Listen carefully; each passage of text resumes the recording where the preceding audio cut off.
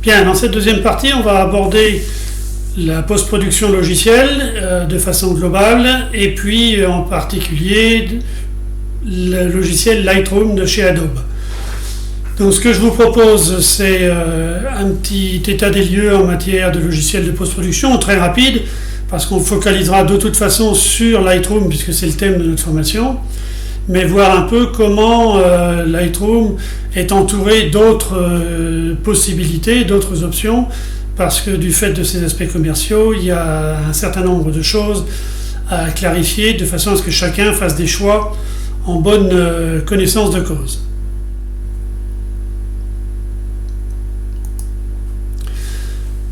Alors d'abord, je préviens qu'il ne sera pas possible de faire un état des lieux exhaustif de présentation de toutes les fonctions de Lightroom, parce que ce serait beaucoup trop long, beaucoup trop ennuyeux dans la mesure où passer en revue chacun des panneaux, chacune des commandes, ce serait vraiment très rébarbatif. Donc la façon dont on va s'y prendre, ce sera de voir un petit peu comment Lightroom peut s'intégrer dans un flux, et ensuite chacun découvrira un peu sa façon de travailler. Donc la formation, elle va se focaliser sur les objectifs de Lightroom, sur les méthodes de travail avec le logiciel, sur la finalité des outils et leurs fonctions principales. Toutes les fonctions avancées, il est toujours possible de prendre le temps à ce moment-là pour aller voir ce dont on a besoin dans les modes d'emploi. Donc le principe essentiel de tout logiciel de post-traitement, je le rappelle, c'est que l'intention du photographe doit guider l'utilisation de la technologie. J'en ai parlé dans la séquence 1. Il est bien clair qu'un logiciel, quel qu'il soit, ne fera pas une bonne photo si votre photo de départ est sans intérêt ou est de très mauvaise qualité. Donc qu'est-ce que Lightroom ? De quoi on va parler ? De quelle version de Lightroom on va parler ? On va parler ici de ce qui s'appelle maintenant Lightroom classique.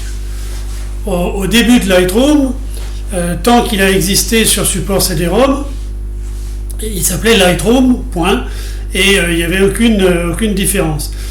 Depuis que Lightroom a changé de formule de vente, ou plutôt de location maintenant, Adobe a sorti deux versions, une version Lightroom pour le web, dont je ne m'occuperai pas ici parce que personnellement, ou alors j'en ai pas bien saisi les détails, mais je vois pas l'intérêt d'aller développer, travailler des photos dans le détail sur des écrans qui ne sont pas vraiment faits pour ça. Donc je m'intéresserai principalement à la version de ce qui s'appelle maintenant Lightroom classique. Ce n'est pas le seul logiciel de post-production, c'est l'un des plus utilisés, même si d'autres sont en train de monter en pression actuellement. Le but principal de Lightroom, ou plutôt les deux buts principaux, on va dire, de Lightroom, c'est d'organiser sa bibliothèque de photos, et deux, et c'est surtout là-dessus que je m'attarderai, de fixer ces fameux paramètres manquants dans le RAW selon ce que l'on veut faire de l'image et non selon les automatismes du boîtier.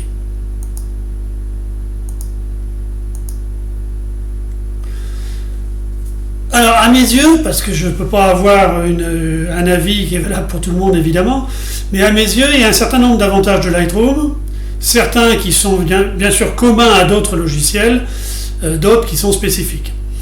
Premier élément commun à d'autres logiciels dont on parlera aussi rapidement, c'est qu'il s'agit d'un flux non destructif. J'en ai parlé là aussi dans l'introduction générale, dans la séquence 1. Le flux non destructif, c'est lorsque les modifications que l'on va apporter à l'image seront intégrées dans un fichier séparé, visible ou non de la photo, mais qui n'altère pas le fichier d'origine de la photographie, le fichier RAW. C'est-à-dire que l'on peut revenir sans arrêt sur la photo, faire de multiples versions, faire des essais différents, etc. L'avantage numéro 2 que je vois à Lightroom par rapport à d'autres logiciels, par contre, c'est qu'il sauvegarde l'historique avec le fichier. C'est-à-dire que si l'on réouvre le fichier le lendemain ou 6 mois après, on aura à nouveau toutes les étapes que l'on a suivies pour en arriver à l'image finale. Ce n'est pas le cas, par exemple, de Photoshop, ce n'est pas le cas d'un certain nombre de logiciels. Ce que j'aime bien dans Lightroom également, c'est qu'il est construit par modularité, c'est-à-dire qu'il est très clair. On a une interface plutôt simple qui va s'articuler autour de modules, des modules qui correspondent aux différentes phases du flux de production, la bibliothèque, le développement, etc., jusqu'à l'impression.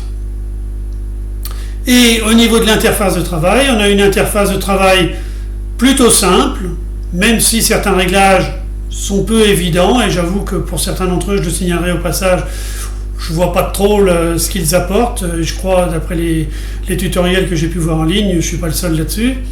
Donc c'est assez simple.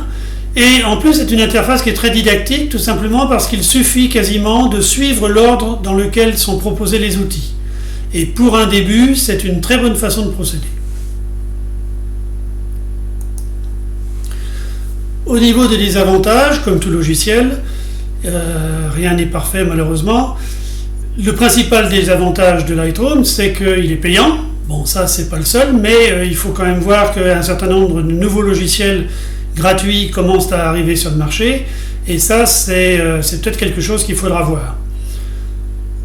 Le deuxième désavantage qui bloque un certain nombre de personnes de maintenant, c'est que on ne peut plus acheter de licence comme c'était le cas avant. On achète uniquement une location, un droit d'utilisation qui est mensuel. Ça peut choquer, mais j'y reviendrai un petit peu tout à l'heure en fin de présentation. Alors, choisir son logiciel de post-traitement, la première question, c'est de savoir ce qu'on veut en faire. Donc, je ne rentrerai pas dans le détail, bien sûr, des autres logiciels qui existent. Je vais uniquement évoquer les deux qui sont liés par leur mode de location, c'est-à-dire Lightroom d'un côté, Photoshop de l'autre. Si on veut schématiser bien sûr les choses, Lightroom c'est un logiciel avant tout de classement et d'érotisation, avec des possibilités de retouche locale, d'impression et d'exportation vers le web. Donc c'est surtout le classement et le développement qui vont être intéressants par rapport à ce qu'ils nous apportent dans l'offre de travail. Photoshop, j'en parle rapidement parce que très souvent on confond un peu les deux logiciels quand on ne sait pas encore ce que c'est que la dérotisation. C'était mon cas quand j'ai commencé, je me suis inscrit à un stage sur Lightroom pensant apprendre à développer mes photos pour découvrir, avec les autres personnes d'ailleurs qui étaient présentes, que c'était Lightroom qu'il nous fallait. Donc Photoshop intègre un module intégré de dérotisation qui s'appelle Camera Raw. Il permet des retouches locales, mais avec d'autres outils pas forcément aussi évidents que Lightroom le propose. Et il propose surtout des possibilités de montage avec tout un système de calque, de masques de fusion qui sont absents de Lightroom. Donc c'est surtout un logiciel bon pour la retouche et la création.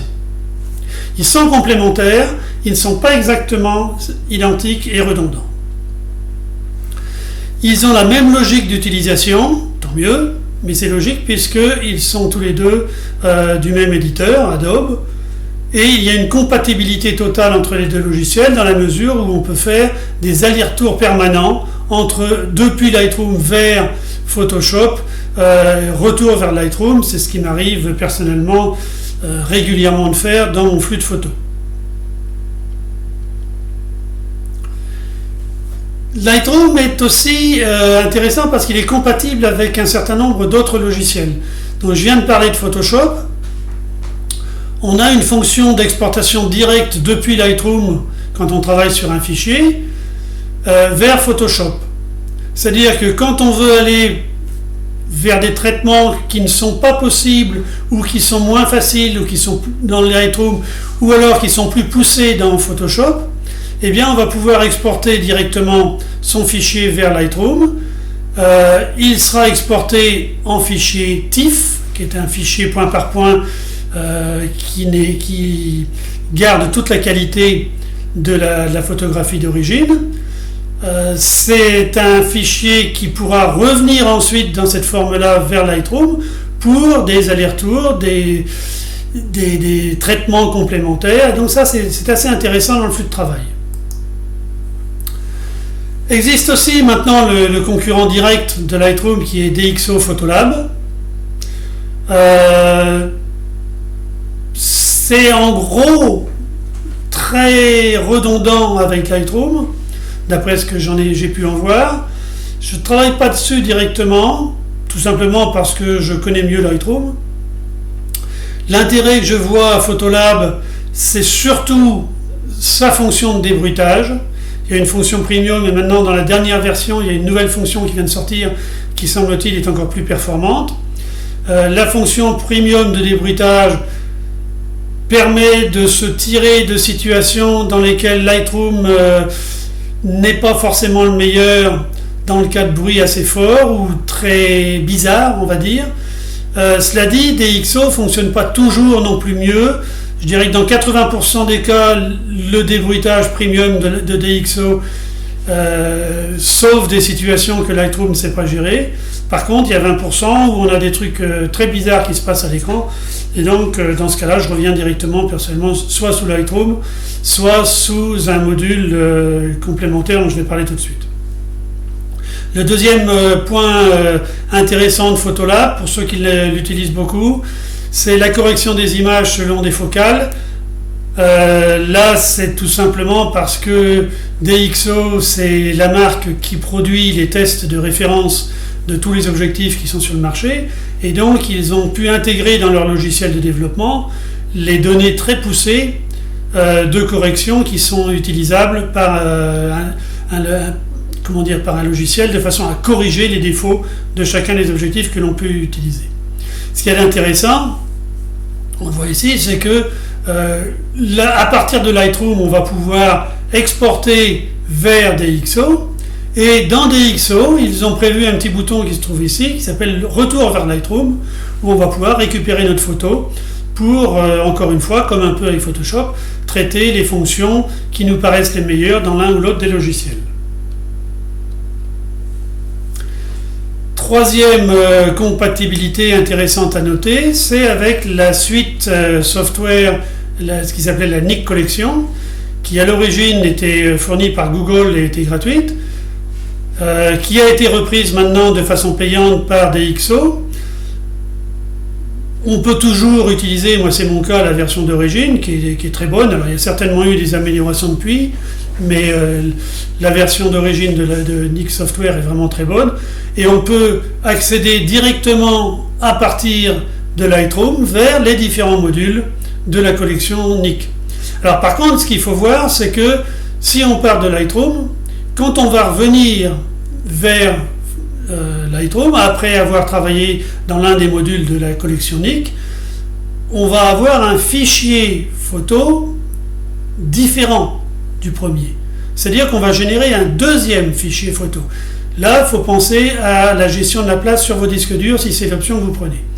Personnellement, moi j'ai choisi justement dans mon flux de photos d'exporter vers le Photoshop et d'utiliser chacun des modules de la collection Nik sous Photoshop, sous forme de calque indépendant, ce qui me permet de revenir dans un format TIFF où j'ai pu intégrer toutes mes corrections et tous mes modules software dans un seul fichier photo, qui reviendra donc sous Lightroom. Au niveau des aspects commerciaux de Lightroom, alors il faut bien comprendre qu'il y a trois familles de logiciels, en gros, des logiciels payants, des logiciels gratuits, des logiciels par location. Payant, on paye une licence, et la licence nous appartient. C'est le cas des versions 5, 6, je crois, de Lightroom, où on a le CD-ROM. On pouvait acheter avant chaque année une mise à jour qui revenait à l'époque à environ 130 €. Ça revenait 130 € par an, on va dire, pour avoir les dernières versions. Des logiciels gratuits, je vous ai mis par exemple ici un logiciel qui semble pas mal fait, qui s'appelle Darktable, et on en parlera peut-être plus tard. Et en location, c'est le cas maintenant de ce que fait Adobe. Alors, le problème de la location, c'est qu'effectivement, c'est une philosophie qui peut rebuter. C'est vrai qu'on se sent pris un peu en otage par cette location mensuelle. Cela dit, quand on regarde un peu les choses en détail, La location coûte à peu près à tarif fort 11 euros par mois. C'est un petit peu moins cher pour les adhérents de la Fédération photographique de France. 11 euros par mois, ça fait à peu près le prix d'une mise à jour traditionnelle de la licence Lightroom. En revanche, et moi personnellement c'est pour ça que j'ai opté pour cette version-là, pour ce prix-là, on va avoir également la version totale, complète de Photoshop, ainsi que toutes les mises à jour au fur et à mesure où elles sortent, à la fois de Lightroom et de Photoshop. Ce qui rend quand même le coût total beaucoup plus acceptable que la simple location, ce que ça aurait été si on n'avait eu que le logiciel Lightroom. Donc location ou pas, c'est un choix individuel. Sinon, on retourne vers l'achat de licence et ce sera à ce moment-là probablement des XO, à moins que vous optiez pour un des logiciels gratuits s'ils montrent dans le temps leur qualité. Donc voilà, philosophie d'utilisation de Lightroom, de DxO, de Camera Raw, donc intégré dans Photoshop ou de tout autre logiciel. Ce qui est intéressant de voir, c'est que c'est à peu près la même chose au niveau de la philosophie. Les fonctions, ou les objectifs plutôt, sont les mêmes. Les fonctionnalités, bien sûr, vont varier dans le détail, dans leur facilité ou moindre facilité d'utilisation. Et puis seules, en gros, les fonctions spécifiques à chacun des logiciels vont demander d'aller regarder un peu le manuel. Mais la philosophie globale, celle qui va être la nôtre quand on va utiliser Lightroom dans cette formation, je crois qu'elle peut facilement se transférer vers les autres logiciels de dérotisation.